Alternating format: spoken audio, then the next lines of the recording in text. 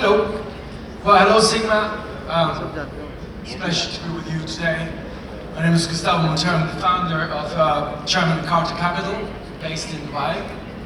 I'll tell you a bit about myself afterwards, but we have a fantastic panel, and I'd like you guys to introduce yourselves from the left, starting by Alex.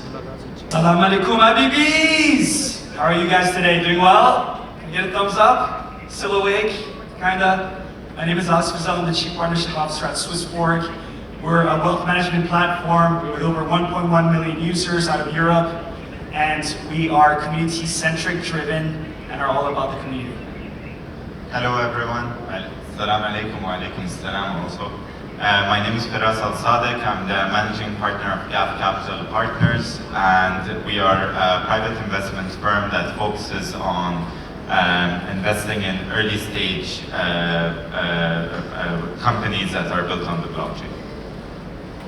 Hi everybody, my name is Danilo. I'm somehow not on the picture there, but so I'm not Adrian, but nice to see you here. I'm based in Dubai for Morningstar Ventures, and proprietary investment fund here, specifically focusing on digital assets.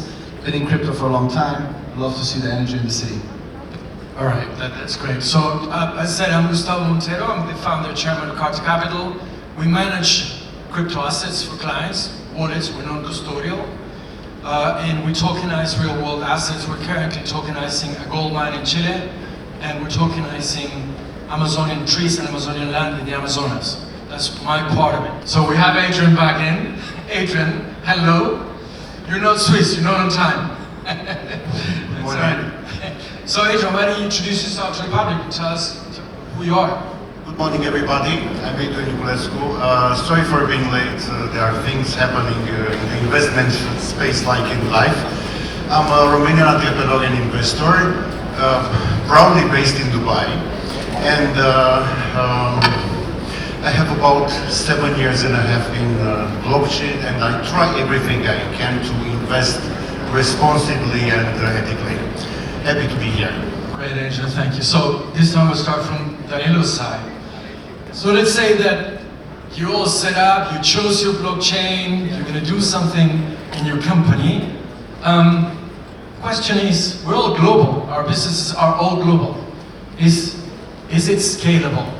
Can you take blockchain and scale this thing globally and go everywhere with the same business?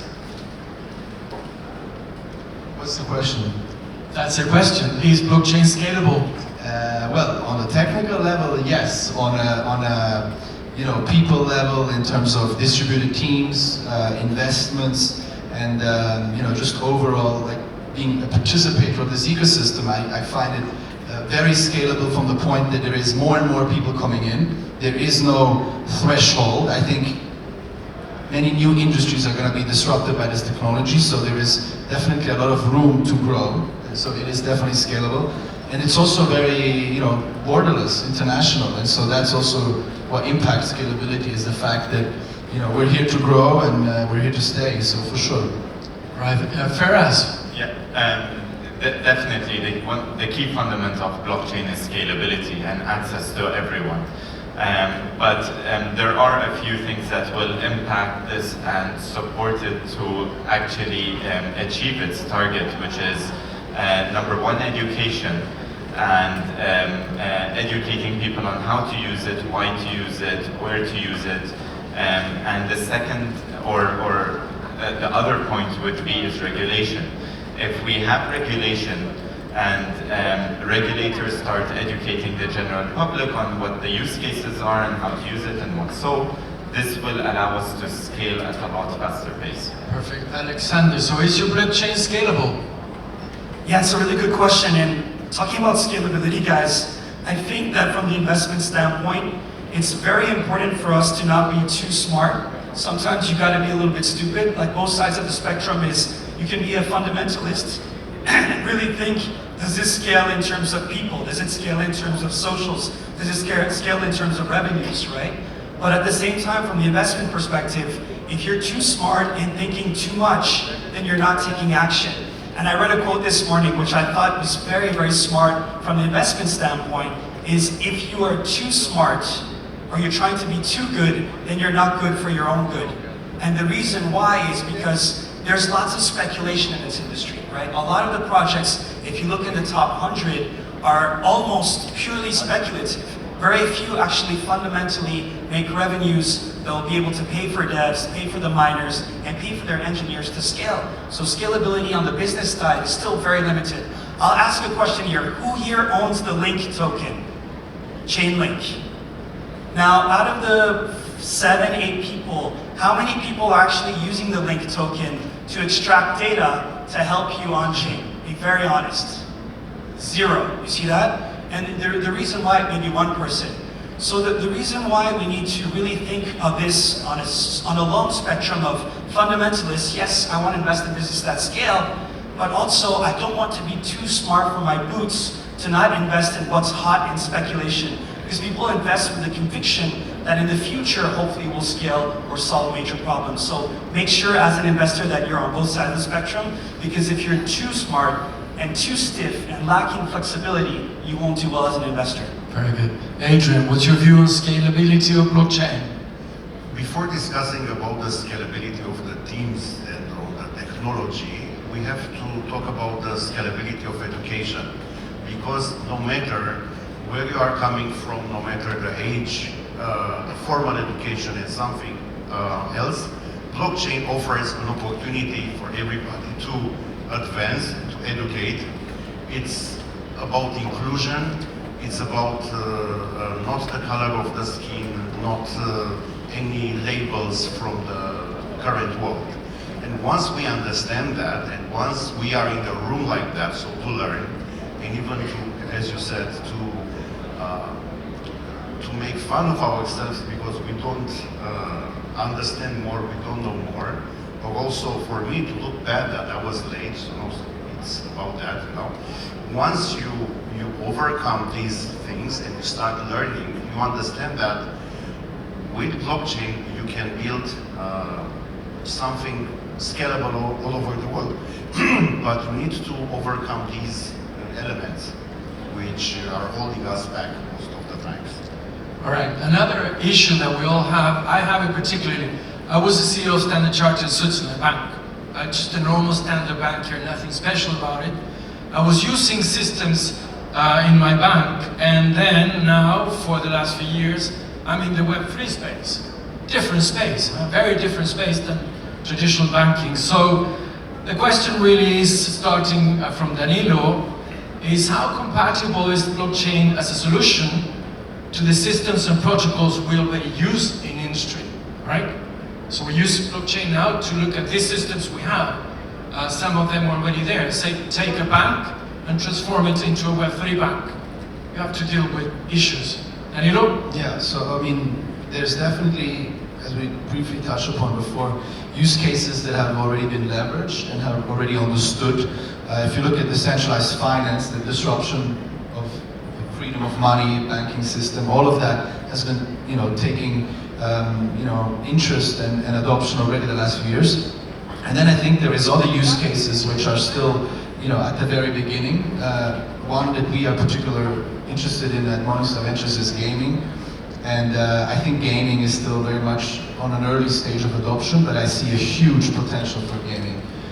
If we have kids these days, we can see all they're doing is play video games, and they are automatically educated by each other on how to own digital assets and how to leverage decentralization. They just don't know they're using blockchain yet. So I think that's something that's going to be increasing more and more. So gaming is definitely one of those use cases. Fras, how do we use blockchain for standard industries? Yeah, so there's a lot of use cases, right? For the blockchain, you can derive it with so many different industries. It can support so many different sectors of the industries and what. So each industry or sector would have its own use case of the blockchain. I'll give you an example. So there could be, or there is even right now, people working on loyalty programs that can tap into so many different industries.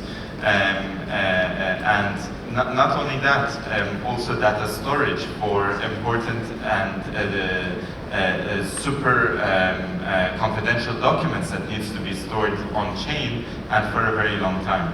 So it depends on the industry that you're looking at. It depends on your target audience. Are you targeting the retail? Are you targeting general consumers? Are you targeting governments? So the use cases are unlimited, and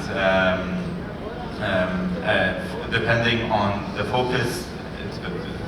Yeah, perfect. Alexander, what's your view on systems, blockchain systems, traditional industry systems? Are they compatible? Yeah, so first of all, I'd like to say, Danilo, thank you so much. It was thanks to this gentleman here that we actually got into VC investing, so you're a true legend, and also Gap Capital for us. You guys are really the most innovative thinkers in this region. I'm very proud to be on the panel with both of you. I want to join Danilo and compliment on what he's saying about gamify. So I have an 8-year-old daughter, and I can see how important is the collectible side of things. And actually, who here knows Counter-Strike? It's a first-person shooter. So there's some of these items where they sell particular in-game items like skins at over $40,000, $50,000, where they have to give you your password to go and access this particular skin just to play with it, right? NFTs solve that problem. Fortnite, guys, who here knows Fortnite? Fortnite had roughly 50 million concurrent users at the same second. That is Binance, Coinbase, MetaMask, plus a multiple at the same second. It's very difficult to hit these numbers. So I think gamify, as Danilo is saying, is, I mean, you look at on-chain, right, at DappRadar, all of the top 6 most used monthly active or daily active wallet addresses are all games, right? So that's very, very simple. But then I think, like, we invested in seeded IGAN layer, and I think the restaking layer is something, though, although it may be a little more risky in terms of sharing this collective security and restaking, I think the fact that you can take your money, kind of like rehypothecation, where you can put it somewhere else and provide an extra layer of security and compound on your interest is something that you don't see in TradFi, for instance, right? You can't do that in traditional finance. And I think we really need to build cases or use cases that TradFi Wall Street do not have. Absolutely. Rather than RWAs, which is great for accelerating, but it's not innovating. So that's I fully agree. You want to add something? Yeah, Yeah, just want to add one point to what Alex said. Speaking of speculation, so 2 summers ago we had seen DeFi summer. Usually summer is not good for crypto. People go to vacation, tokens have a struggle. We're betting on GameFi summer. So we hope this is the year for gaming. Just a little bit of alpha. I'm with you on that. Adrian, your view of compatibility of blockchain with traditional systems?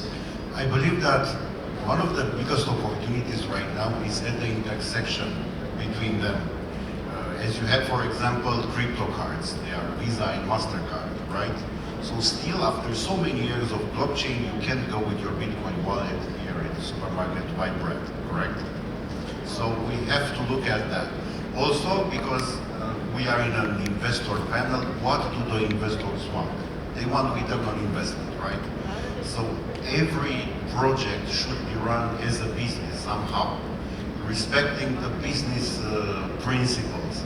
Even if we are looking at decentralized world, we are still at the beginning of decentralization.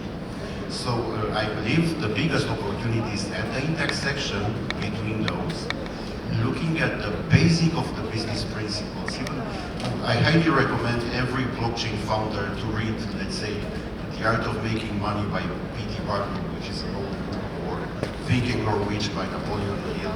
These are books read by all the billionaires, I believe. So when you have such a knowledge, you want to understand what you have to go next. Because there is so much noise about the technology, about other things, but still, decentralization is a myth. It doesn't exist. As it's more on the marketing, it's a hype to work. We are at the beginning of this thing. Absolutely.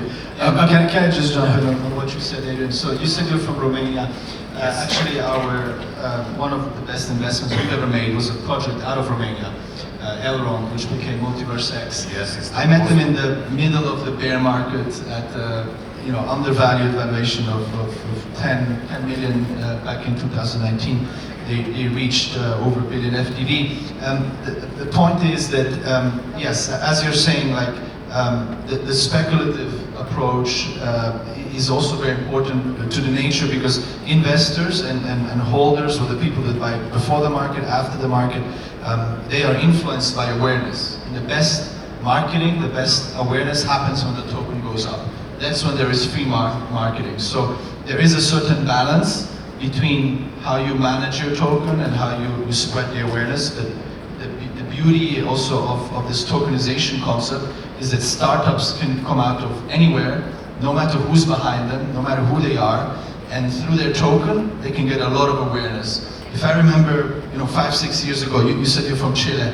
I'm sure you know Startup Chile, which was a huge incubator out of South America that brought so many people to Chile. I thought that was awesome, and that was I can see some references of how that community allowed entrepreneurs to flourish no matter who they are. And I think tokenization is doing the same again with us now. 100% with you on that. Effectively, I was born in Chile. I spent all my life in Switzerland, but I am from Chile, the north of Chile, Antofagasta. That's where the European Space Agency has the telescopes. That's where I was born, which looks just like Dubai, by the way. So as you've seen, I've asked you many open-ended questions because the Web3 revolution is common to the world. We're all facing the same problems. However, there's one problem that is different in every country, which is the regulatory environment. So I'm not asking you to give sort of a lecture on the regulatory environment, but I'd like to know from you, how do you see the regulatory environment in the UAE? What's good about it, what's bad about it, and what needs to be done? Maybe with Adrian?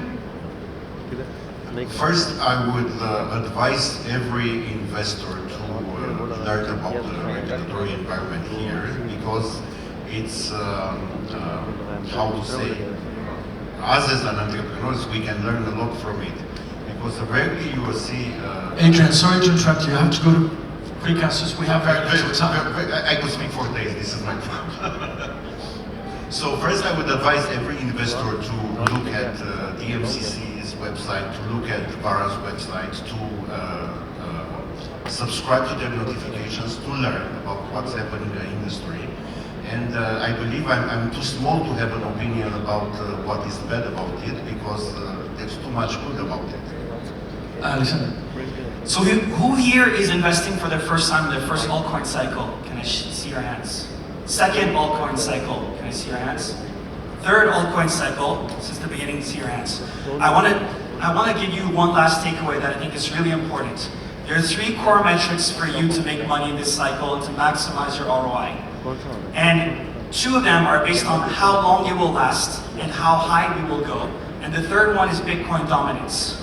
So if you guys really understand your own risk appetite, whether you're conservative, moderate, or aggressive, first understand your risk appetite. But second, understand that the cycles, the euphoria stage, the summer of actual altcoin cycles, lasts 9 months in the first cycle, 12 months in the last cycle, and now it will probably be between 12 to 15 months. So as soon as we start going parabolic, think to yourself, you have 1 year. Second part, total market capitalization across the entire industry. We peaked at $3 trillion. We'll probably reach anywhere between 6 to 9 trillion. Some people say 10 trillion, which I think is overly aggressive.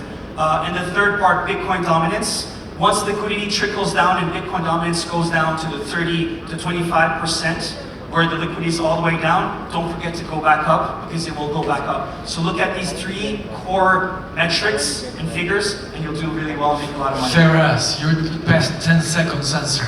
Yeah, so we're talking about the regulators. Yeah, exactly. Yeah, so one, very quickly, one key aspect that I noticed about the regulators over here and what they're doing is regulation by education. And they're supporting the community, and they're meeting the community to understand, learn themselves, so that they can better advise, secure retail investors, professional investors, and the community in general. Great. Very quickly, I hope Alex is right.